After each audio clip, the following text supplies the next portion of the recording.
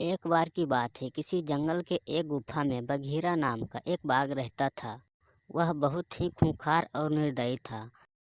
हर रोज जंगल के एक जानवर को मारकर खा जाया करता था। लेकिन एक दिन ऐसा समय आया कि उस जंगल में एक भी जानवर नहीं रहा।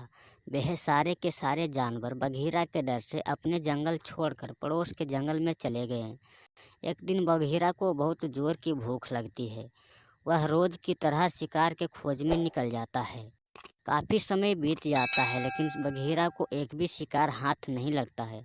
आखिरकार वह थक हार के वापस अपने गुफा में लौट जाता है और वह सोचने लगता है कि आखिर ये सारे जानवर गए कहाँ।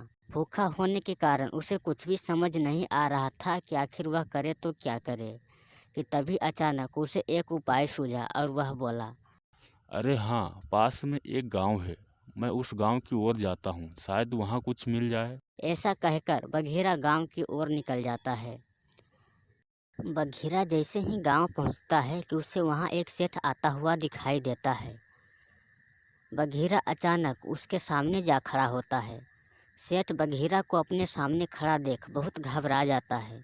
इससे पहले कि सेठ कुछ कर पाता, बघीरा तुरंत उसके ऊपर हमला कर देता है और उसे मारकर खा जाता है। उसके बाद बघीरा वापस अपने गुफा में लौट आता है और वह बोलता है, अरे वाह, आज का भोजन तो बड़ा ही स्वादिष्ट था। मज़ा आ गया। अब मैं रोज उस गांव में जाया करूँगा। अगले दिन सुबह जब गांव वाले उठते हैं तो वहां पर पड़ा कंकाल को देख वे सभी परेशान हो जाते हैं।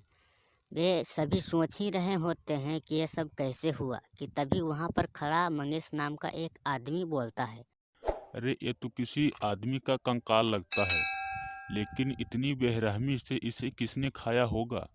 मुझे तो लगता है ये किसी भेड़िए का काम है। मैंने सुना है पास वाले जंगल में बहुत सारे भेड़िए रहते हैं। उसी ने खाया होगा इसे। ऐसा कहकर वे सभी अपने अपने घरों में चले जाते हैं, ये सोचकर कि अब ऐसी घटना दोबारा नहीं होगी।